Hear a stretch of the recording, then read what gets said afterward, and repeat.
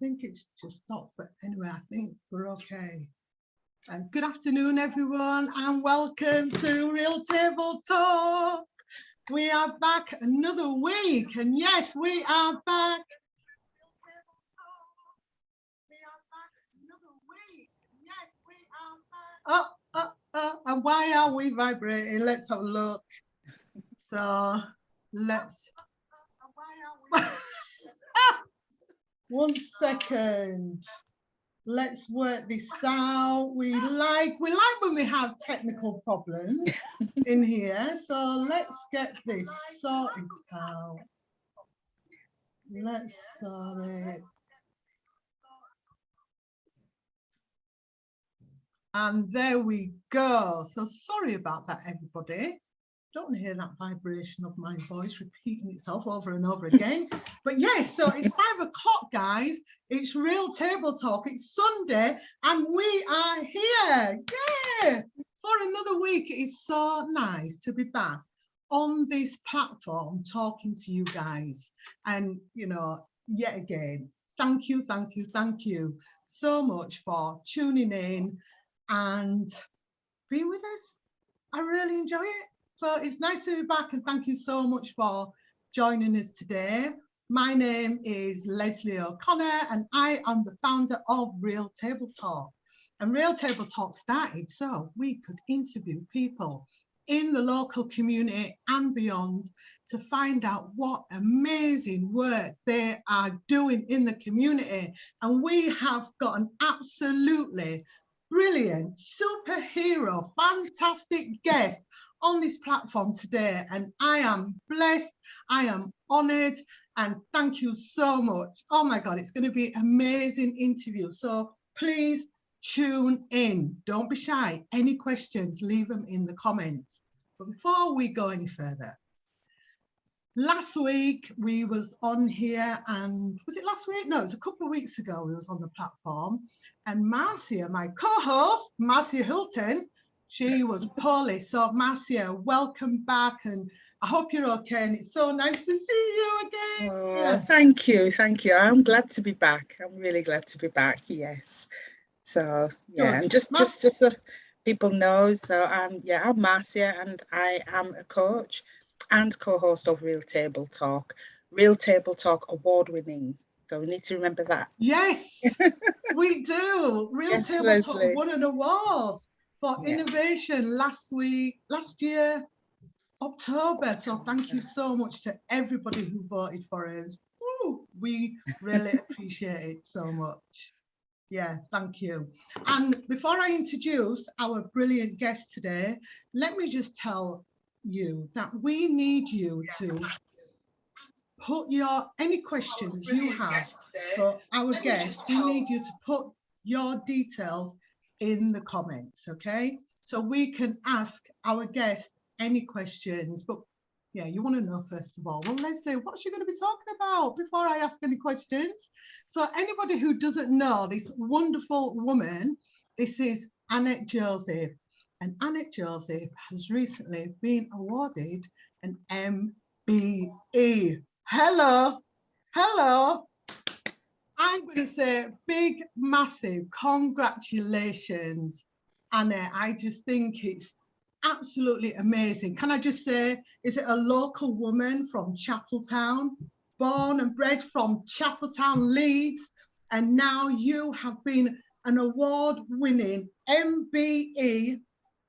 How did you do this? This is just fantastic. So thank you so much, Annette, for coming on the platform. And we want to hear everything regarding your journey, because I just think it's fabulous. It really is. So thank you so much for joining us on Real Table Talk today. So my first question to you, Annette, is how did you do this? No, please introduce yourself to our guest today. Hello, they need to know that first. Tell us a little bit about yourself. So hi everyone, I'm really grateful to be here. Thank you for inviting me today, Leslie. My name is Annette Joseph. I'm born and raised in Chapeltown. I started off my career as graphic designer and went to Jacob Kramer Leeds College of Art. Then that morphed into web design, then digital marketing, then digital services, and into tech. And as my career was progressing in tech, I kind of saw a gap where, as my career was going up the ladder, there was nobody in rooms that looked like me. Sometimes I'd be in rooms of like 30 people and there'd be no other person of color in the room. And it just seemed wrong. So I started Diverse and Equal in 2018 to help to address that gap. And we train people from underrepresented backgrounds, Black women, Black people of color, people from lower socioeconomic backgrounds, and we train them for roles in tech. And then we also work with organizations to help them have atmospheres and environments where diverse people can thrive, so that they're actually able to go into the workplace and do the best that they can and actually create value and be happy and productive in the workplace as well. Wow. And that is so good, because we need people in the room who we actually look like. So well done for that. That's fantastic. So yeah, this young woman, we've got to go back a little bit here. So you started doing graphic design, graphics. And what was your vision then? What vision did you have for yourself to want to get you into that? Why was that your interest? Why did you want to do graphics? And what was your vision for that? So I'm a problem solver and a creative at heart, and that's what I've always been. And when I was 13, I think, in school, choosing my choices for O-levels, because it was back then, choosing my choices for O-levels and trying to decide what I wanted to be, either a teacher or something to do with travel, because I'd gone to the Caribbean with my mum a couple of years before. And I wanted to do something with art as well, but I didn't know what it was. And I went to the careers office and they were trying to steer me into, I told them what my choices were, and they were like, yeah, well, you know, people like you don't really do that. And they were like, why don't you do nursery nursing or work in a hospital or, you know, all of those things that they tried to steer you into. And I'm thinking, like, nah, I'm not even studying you. You won't see my grades as well. It's like, how can you talk to me like that when I've got A's in pretty much everything, and you're trying to steer me just because you don't understand, or you don't know, you just see my color and you think that I can only do one thing. Yeah. And so I was in the office and I was leafing through this book, and the page opened to graphic design, and I read the description and I was like, right, that's it. That's what I want to be. Wow. And that was it, really. Yeah. So, yeah. Wow. And now you've got all these different doors what have opened up to, you know, to get to the position where you are now, to receive an MBE for your works. So what sort of, I know, right, let's not skip too far. So you're doing graphic design and you're at university. Was it university in Leeds? It was college. Sorry. Yeah. So in Leeds, and then when did you decide that you wanted to move away then to? So I did graphic design for a long time, because the web wasn't even really a thing. So, we used to use markers and pencils and pens and stuff. We didn't even have computers back then, but anyway. So I did graphic design for a long time, and then I worked with somebody who started with a computer, so he had an Apple Mac, and I decided that I wanted to move to London. So this guy that I'd met, who's still my friend now, amazing guy. So it was a young person that I'd worked with at this little agency in Headingley. And I decided I wanted to go work in London, live in London. And I saw this job advert, but it needed like Adobe Illustrator and Photoshop skills, and I didn't have them. So he came over the weekend, he said, I'll help you. And he brought his computer to my house over a weekend, and I cooked for him and we sat and he taught me all of the things that I needed to know in order to be able to pass that interview. Wow. And even to this day, like, you know, I was speaking to him, he lives in Boston now. And I was talking to him, I think it was like a few months ago. And I was like, I credit him for me being able to take the next step, because without that knowledge, my career wouldn't have gone the way that it did. Wow. And that's kind of something that's been a bit of a theme throughout my career as well. Luck and your people and your network are what help you kind of progress. You know, if you don't have the right people, or you don't have somebody to reach out a hand and help you, it's very difficult to get into the next level. And that's kind of what I try to be to other people as well, because I know how important it is. Yeah. Yeah. I find that really interesting, particularly, you know, as a woman and as a Black woman as well, because one of the things, and research has shown this as well, that with women, when we're going for jobs, if we don't necessarily have the skills, we won't do it, whereas a man would just do it, wouldn't they? So that's absolutely, you know, just the fact that you didn't have the skills and somebody came and taught you them, you were keen and hungry enough to want that, you really wanted that, and that's just awesome. And I know you said, you know, luck, but, you know, sometimes I think maybe it wasn't luck, it was you. Yeah. It was you. I just wanted to just share that. Yeah. Yeah. I think one thing that I would say is different about me and how I operate is, like, I'm not afraid to make mistakes. Yes. So I've tried things and I've fallen flat on my face. I've failed spectacularly. Yeah. And like gotten up and dusted myself off and like wiped the shame out of my eye. But then carried on, because I can't, like, staying still and being less than who I'm capable of being is more, I'm more afraid of that than failing. Yeah. Okay. That's interesting. That's actually quite profound, actually, because a lot of the times we keep ourselves small, don't we? We can do, you know, and are afraid to sort of step out into the unknown, because we're all really good with the familiar, aren't we? We'll stick with what we know rather than, you know, challenge ourselves sometimes and just step out of the comfort zone to do something different. Yeah, so, but better the devil you know than the devil you don't. But it's absolutely. Still a devil. Absolutely. It's still a devil. You know what I mean? And if Absolutely. you're somewhere and you're not happy and you're not challenging yourself, well, why are you there? What's life for? Life is to be experienced and to be lived. And you only fail when you don't get back up. Yeah, that's the only time you fail. So you learn something from it and you keep going. Yeah, no, definitely. And is that something what you tell yourself then, and, you know, to keep yourself moving forward? Yeah, definitely, because it's the things that I've done and the places that I've been in my career.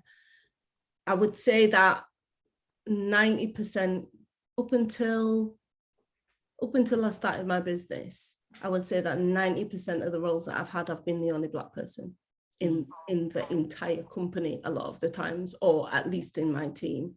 So I'm working in a sphere where not only do I have the pressure of performing as a graphic designer or web designer, whatever it is that I'm doing, I've got the pressure of performing for myself.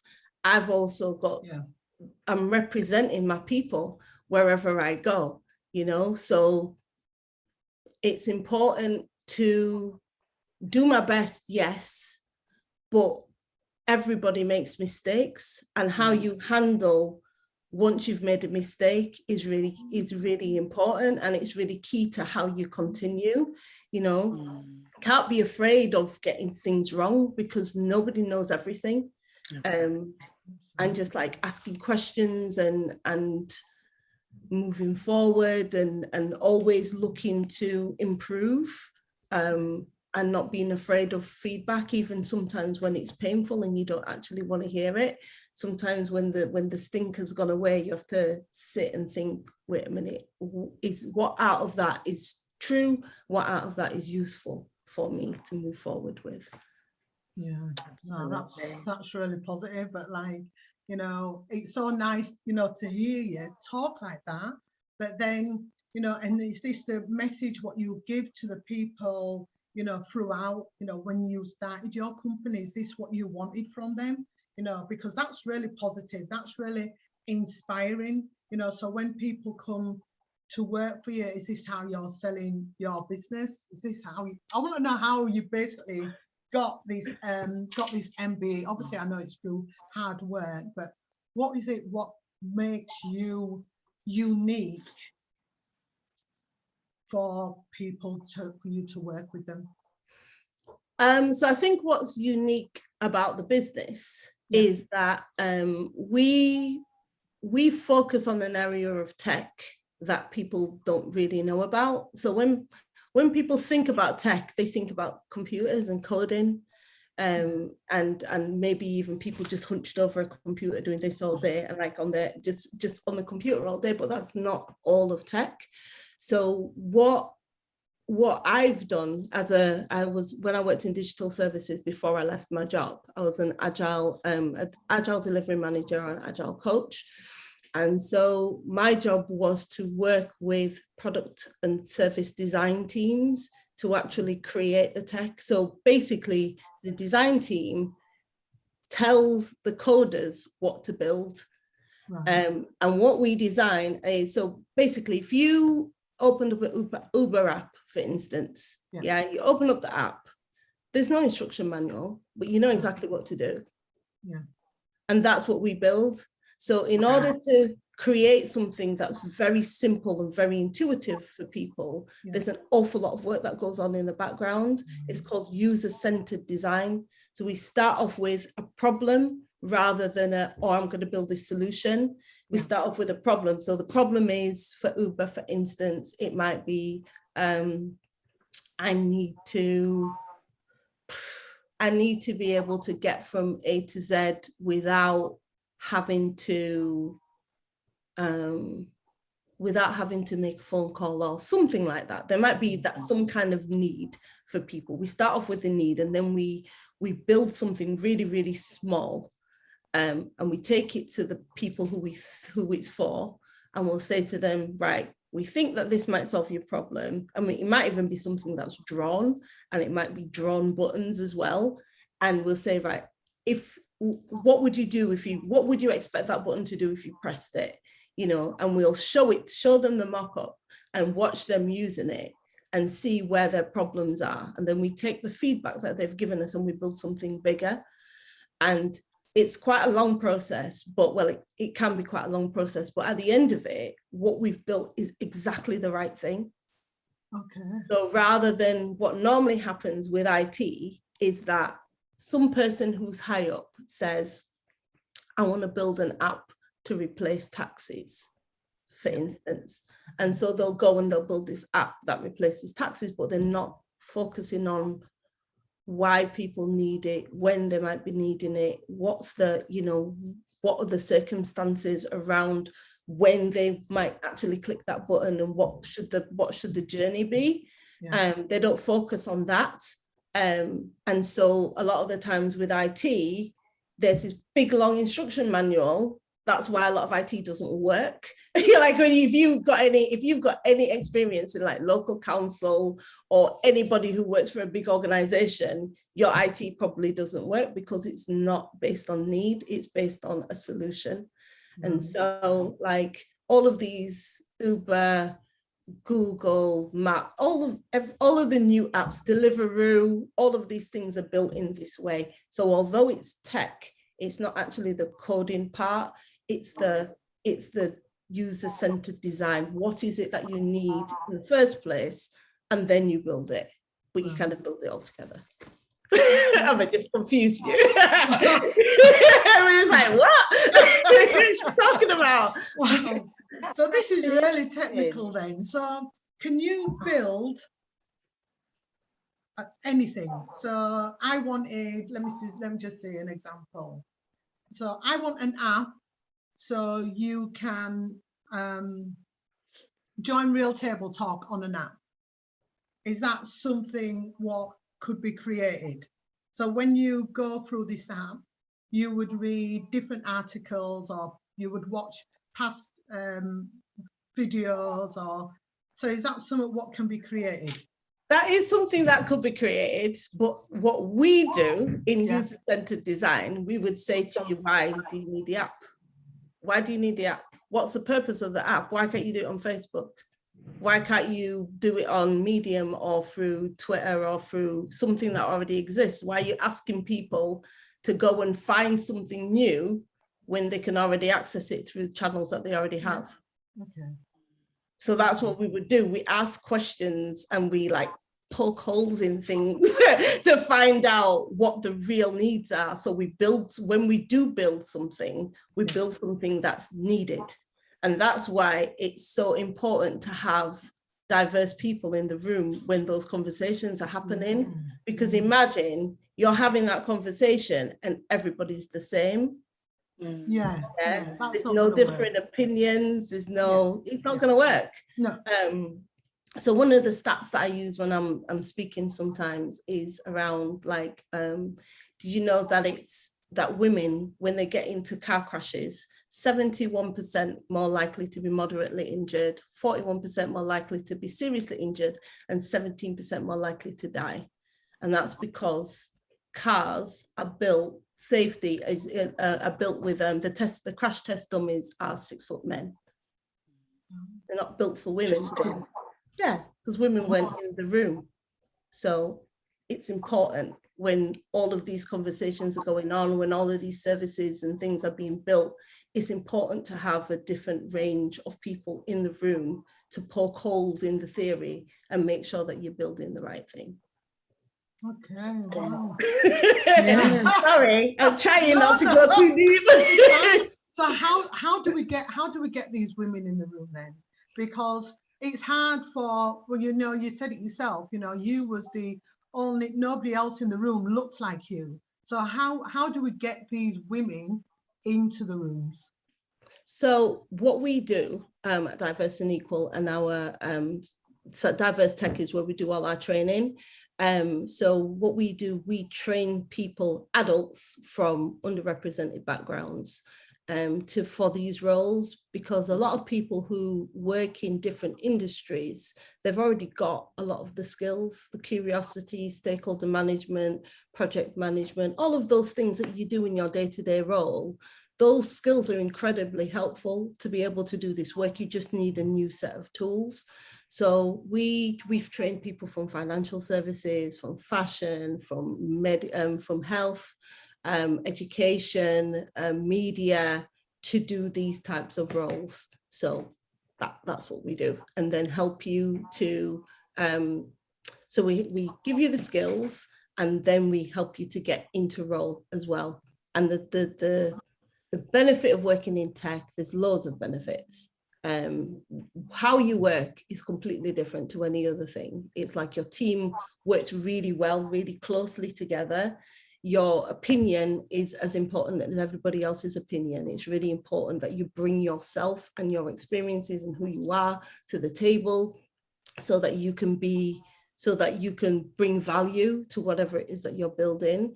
And the salaries are really high. Like really high.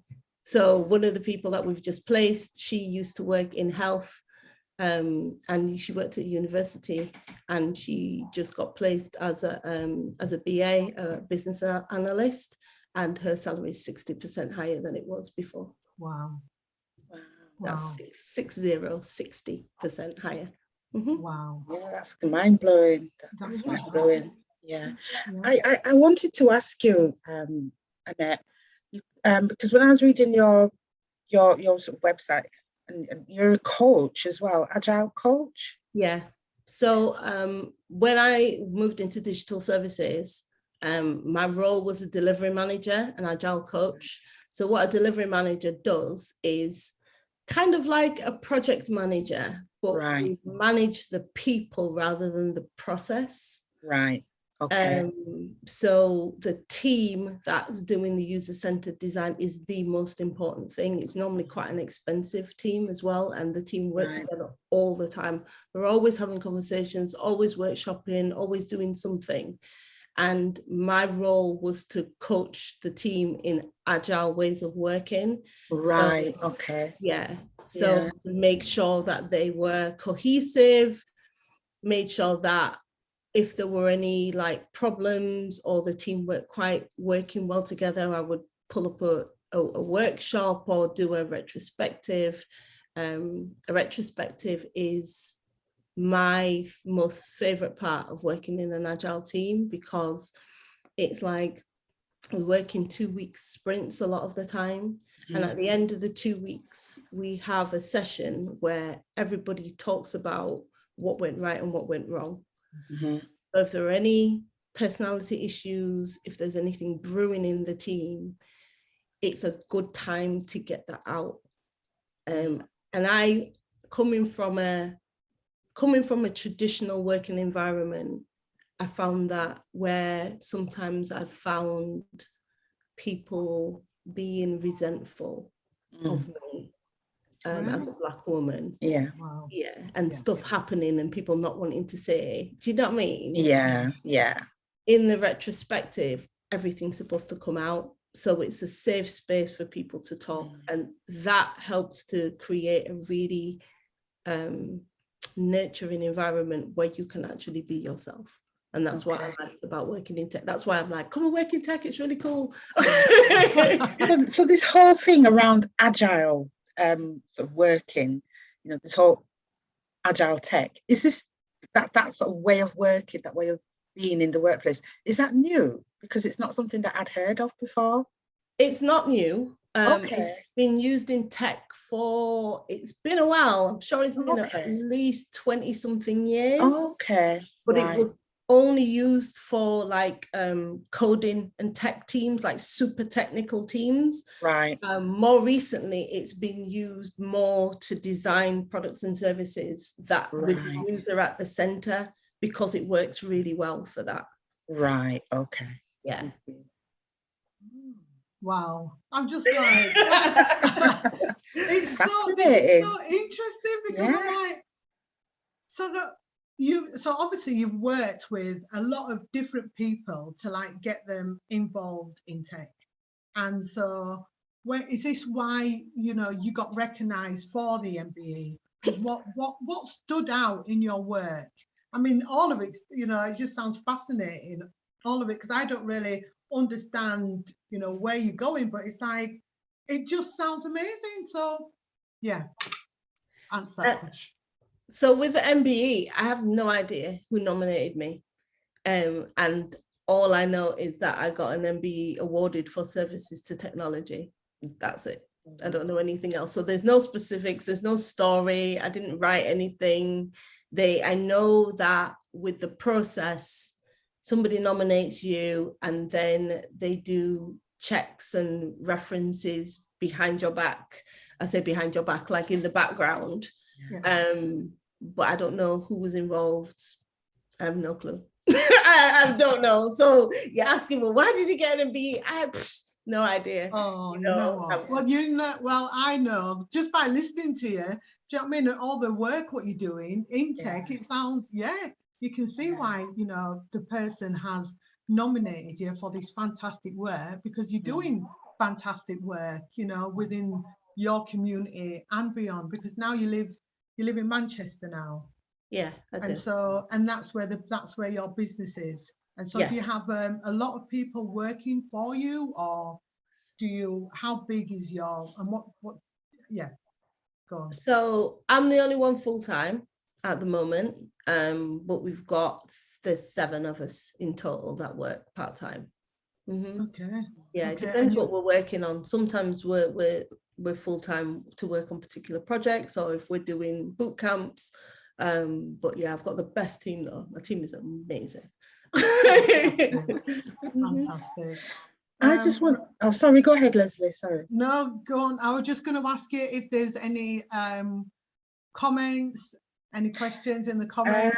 There's only one comment. Beverly McPherson, she says, that's a very interesting fact on the building of cars. And hello from Nicola Sterling. Oh, Martin Morrison, he says to say hello, and I hope we have a fabulous session this evening. Yeah. Thanks, guys. So if you've got any questions, don't be shy. Ask away, because we want you to interact with us. You know, so any questions at all, just leave them in the comments so we can ask Annette those questions. Okay. So go on, Marcia, you can ask your question now. Right. Okay. So I understand, because I had a look at your website. You actually wrote a piece about the George Floyd murder, and you wrote a piece called "I Can't Breathe," and that went global. Can you tell us a little bit about that? Because out of that, things happened, didn't they? It's kind of, yeah. Yeah, absolutely. So when George Floyd, when all of that was happening, there was videos all over the internet and all of this stuff.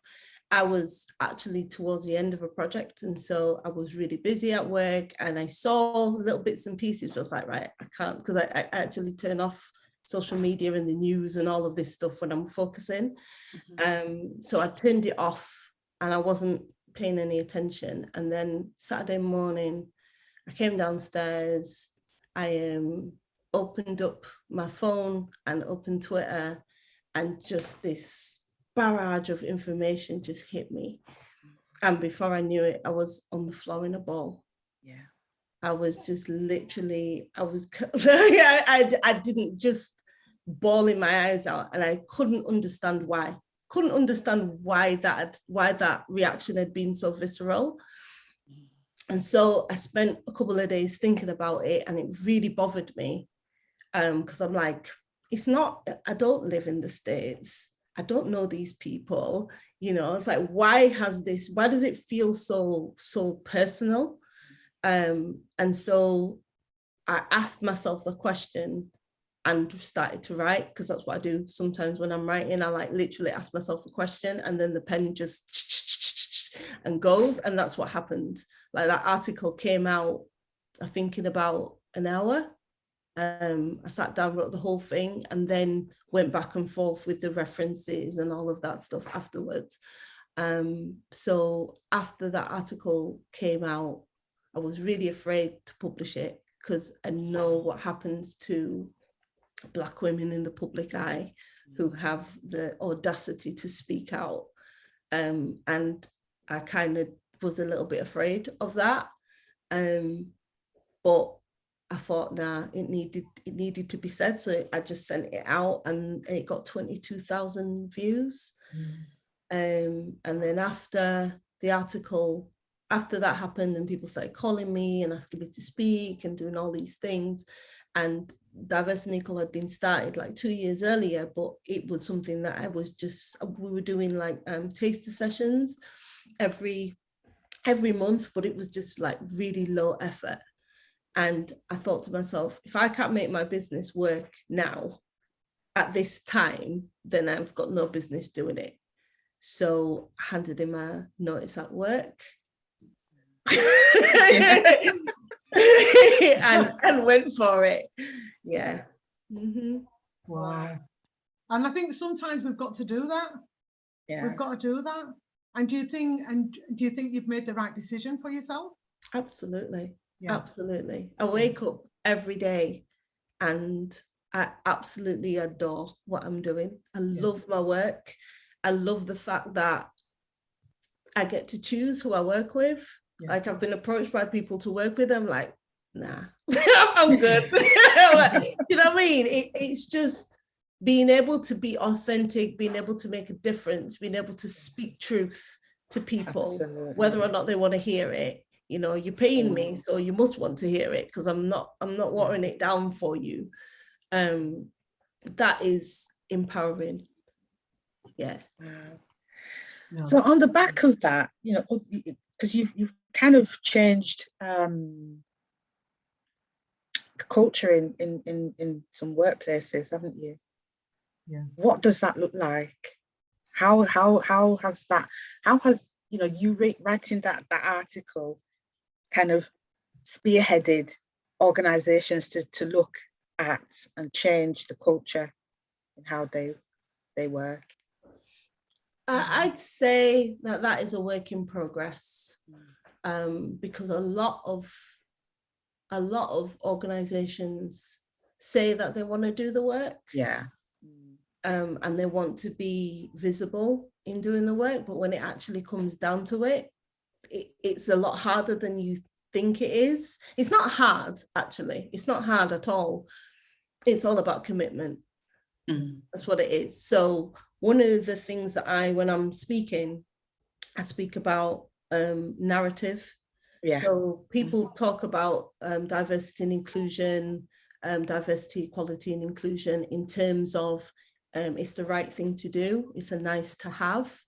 And what that means is once another business objective, something more important comes up, it just gets pushed to the side and they never actually end up doing anything about it. So what I do is talk about business benefit. So businesses, organizations that are diverse and inclusive, gender diverse and inclusive, 21% more profitable. And when you add ethnic diversity to that, makes 35% more profitable. Yeah, so if they start to think of it as a business imperative, it's something that they have to do in order to be competitive, in order to have the best products and services, in order to keep their workforce. If they think of it in those terms, they're more likely to do the right thing. They're more likely to follow through on the work. So yeah, we normally talk about narrative. And then one of the things that we've done for Leeds, we did a racial diversity in digital audit. So we did a survey. It was 729 responses for people who worked in tech on like what it was like to work in tech workplaces in Leeds. And then we did 25 90-minute in-depth interviews to find out. So the survey told us what was happening and the interviews told us why.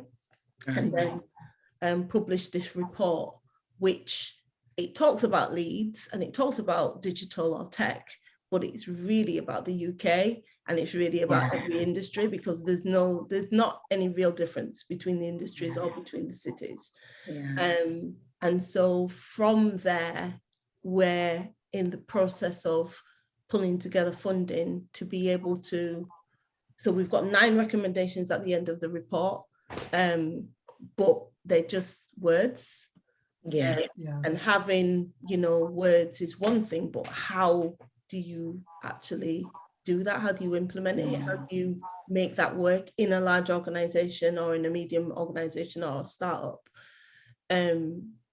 We need to show people how to do it, because the ones who really want to do it sometimes just don't have the resource. So unless we give them a guide, they're not going to do it at all. So we're trying to pull together the funding right now to be able to pull together we're pulling together a team to do some discoveries to show people how to implement it in their organization. Okay. And do you think that would work then? Is it because people want to see a change within their company or organization or business?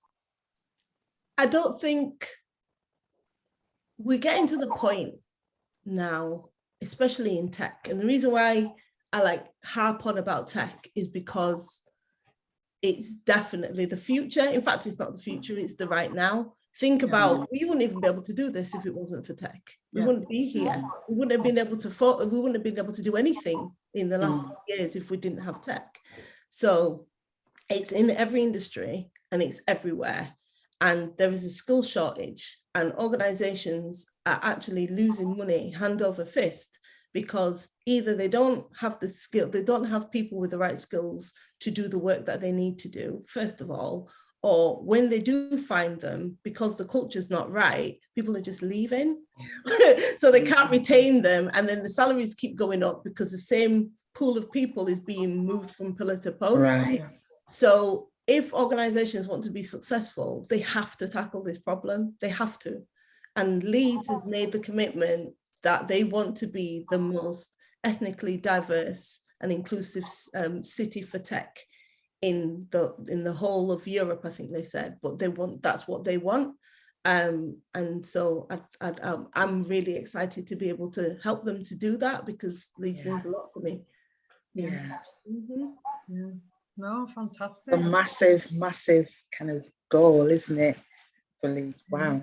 It's doable though. It's doable with the right attitude and with the right will. Because it's actually not, it's not complicated. It's complex, but it's not complicated. It's actually simple, because what we're talking about is fairness. Yeah. That's all we're talking about. Yeah. We're talking about fairness. Equity, absolutely. And that could spill, I suppose, when I'm thinking of tech, actually tech is in all different sort of arenas, really, public sector, private sector. So it's actually going to affect everything, isn't it? And if we can change the cultures, especially from the top down, because that's where it needs to happen, isn't it?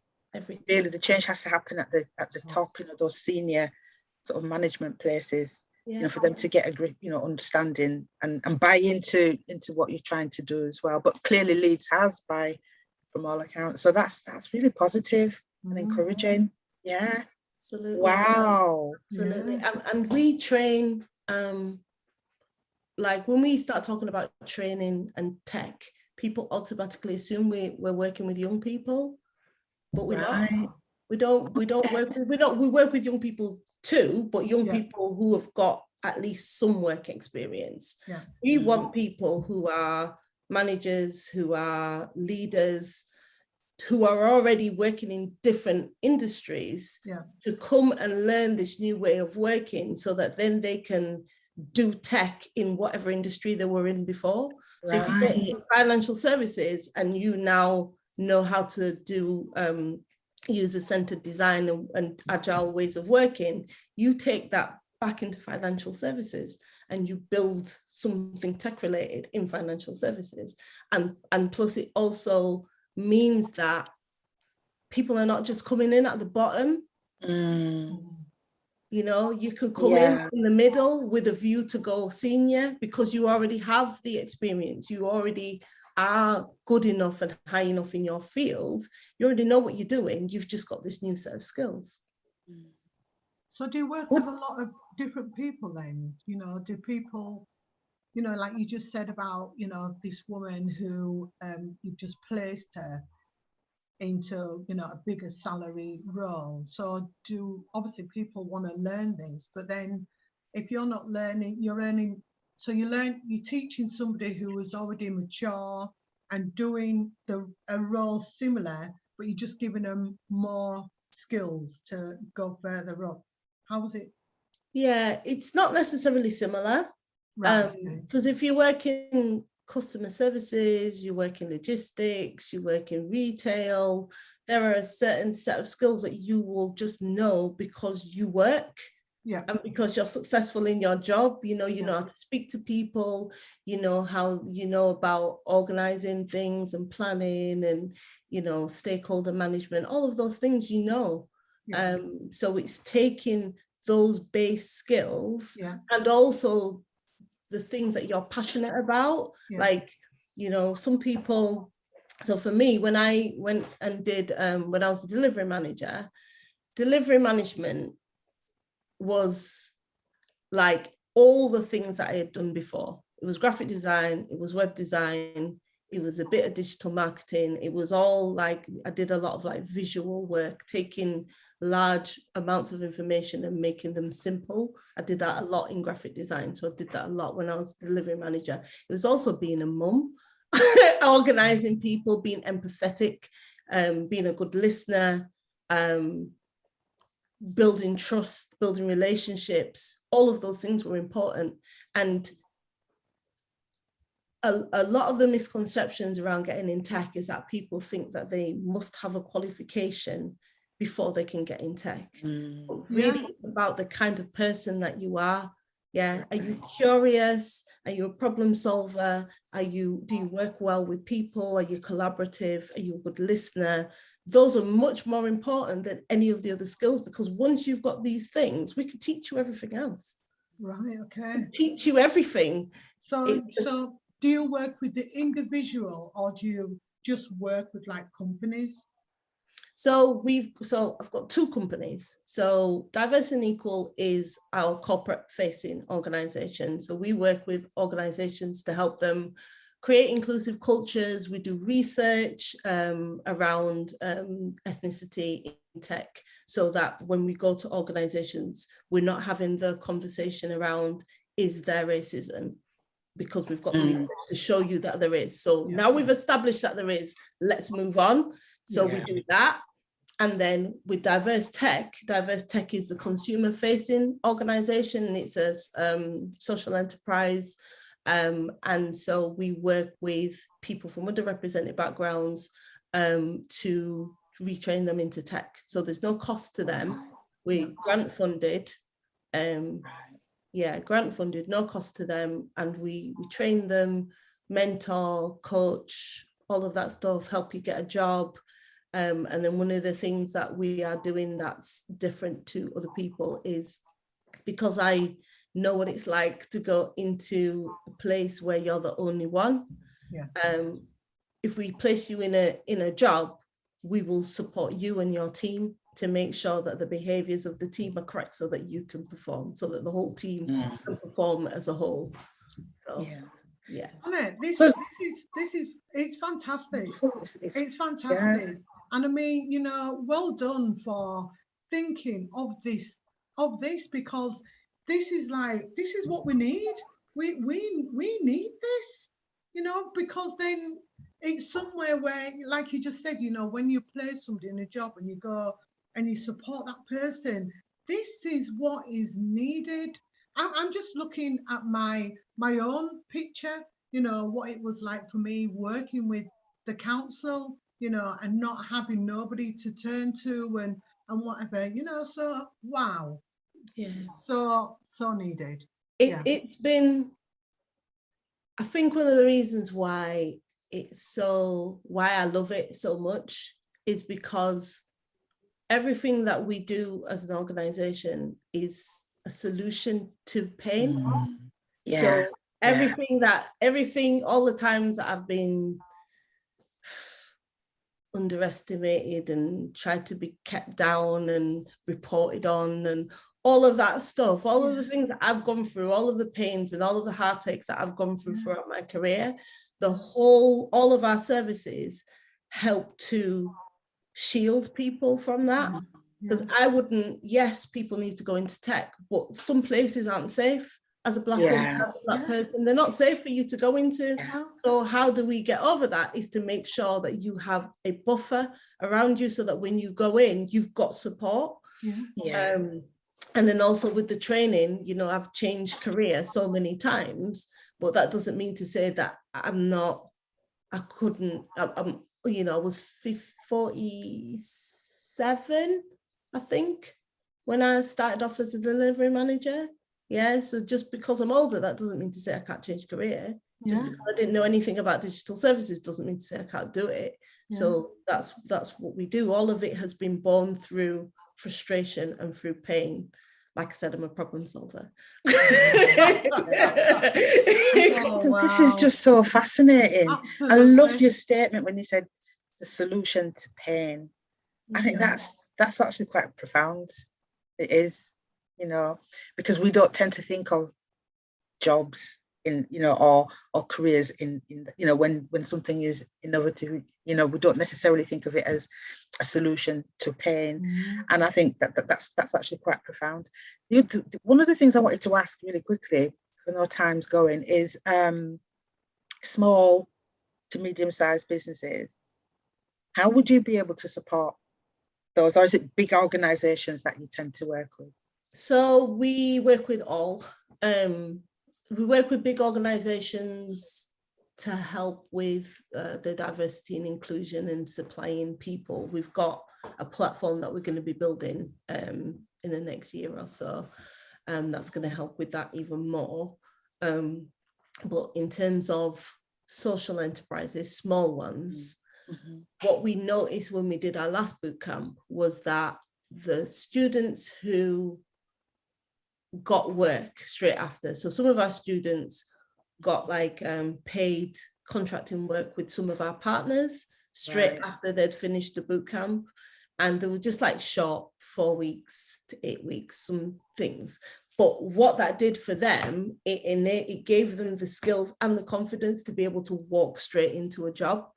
And so we see that we're missing that in our bootcamp. So one of the things that we're going to be offering is teams of designers, user-centric designers from the bootcamps. They'll get paid, but they'll get paid less than a proper job for them to practice. So we're going to offer those services to social impact organizations on a much lower cost, so that they can get things done. You've got a problem, you want to fix something, but you don't know what it is and you don't know where to start. We'll be offering up our teams of students in order to work on problems. Wow. That's fabulous. Absolutely brilliant. My gosh. Yeah. You've blown us away, Annette. You've blown us away. Speechless. I'm like, wow, we're going to be having conversations. We are definitely having conversations. Wow, this is just fantastic. I love it. And I know, like the time's going and whatever, but you're doing, I know now, I know the answer to the question. How was you nominated for an MBE? Hello, you've just explained it all. And that's why you've got an MBE, because these services, what you're doing, we so need them. They are so needed. And wow, I'm like, oh my God, I'm all filled up here. But well done. Congratulations, Annette, because indeed. I think you're doing absolutely a fantastic job. I think it's brilliant. I think it's absolutely brilliant.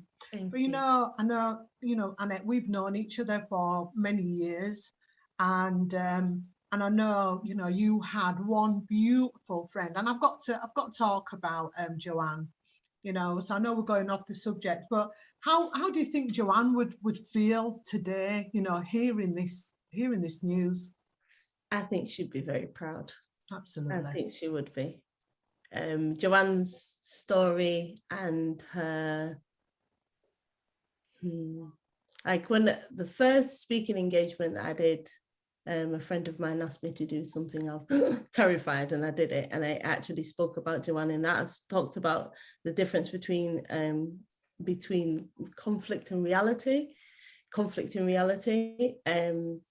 So Joanne, I don't think she'd mind me saying this, but she failed her exams in school, completely. Bright,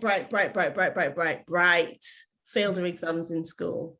Completely failed, and then went to Park Lane, aced everything, went to university, aced everything, started in teaching, made deputy, then got her own school. And her impact when she passed away, the funeral procession went past her school, and it was raining, and there were about 500 people lining the streets. There was it was amazing. I was there. It was amazing. There was the kids, there was the parents, there were old parents, there was some of the pupils that she taught that that had all grown up and had their own kids. Everybody just there in the rain waiting for her to pass, to pay their last respects. And if she had believed what the teachers told her, just like if I'd have believed that when they told me, oh, you're only good for nursery nursing, not that there's anything wrong with nursery nursing, but if I'd have believed them, and if I'd have believed what we get taught in schools about us only contributing our labor to world history, yeah, and to civilization. If I'd have believed that, we wouldn't, neither one of us would have achieved anything. We wouldn't have been who we are. Yeah. So I take tremendous strength from Joanne's determination and her confidence and her, I was about to swear, and her ability to say them, because that was very Joanne. I take tremendous strength from that. And I'm very grateful that we had each other when we were at that vulnerable age, when we could have been influenced in other directions. Yeah. And I should be proud. So would you say Joanne is your superhero? Who's your superhero? My mum. My mum has to be my superhero. Joanne's my second superhero. Yeah. Mm-hmm. Your mum's your superhero. Mm-hmm. Yeah. Always. Incredible strength. A woman who could do anything. She could turn around at anything. You know, she always used to talk about not being good at writing and stuff like that, but my mum could cook, sew, bake, crochet, knit, like garden, lay carpet, build things. And she was a remarkable woman. She was amazing, and she made a big impression as well, and was very warm to people. And no, that's fantastic. Fantastic. And before we go, because it's that time already, how can people get in touch with you? So website diverseandequal.com. You put it in the chat, or you can put it in the things after. We could put it in the chat. We'll put your details in the chat, so if anybody wants to get in touch, they can get in touch. That'll be fantastic. Yeah, and I'm on DiverseNet on Twitter and on Instagram, and then LinkedIn, Annette Joseph. Excellent. Oh yeah, well, I've got your details. I can put them all in the chat for people to get in touch. And before we go, Annette, is there anything else that you would like to add? No, not really. Not really. Just grateful to be here. Thank you for asking me. It's been fun. No, you're welcome. Thank you so much, Annette, for coming on the platform. Indeed, I really appreciate it. And Marcia, before we go, would you like to say anything? Only to say what a fascinating conversation we've had, actually. And it's so real, you know, for somebody who, I just love your own authenticity. The integrity comes through, you know, and just your spirit comes through. And I just want to say congratulations. And we're really grateful that you were here today on the platform. Yeah. Thank you. Yeah, no, definitely. Thank you so much. And to our audience, thank you so much for joining us. We are going to be back here next week, Sunday. We are going to be talking about sickle cell. We have got another Annette Sutton, actually, who's going to be coming on the platform, and she's going to be filling us in regarding sickle cell. So that would be really interesting, actually. I'm looking forward to speaking to Annette regarding that. But Annette, thank you so much for joining us, MBE. And I see exactly why you got this MBE. This is fabulous. It's absolutely a fantastic, brilliant achievement. So inspiring. Wow, you are amazing. Thank you so much. And enjoy the moment, enjoy the MBE, and fantastic. I know you will be anyway. Have you heard me? It's like, enjoy it. Of course I'm going to enjoy it. Of course I am, Leslie. Hello. But no, well done, and thank you so much for joining us. Thank you so much, audience, and we will see you back here Sunday, the 6th of February already, 5 o'clock. All right, see you all then. Thank you so much for joining us. Bye. Bye.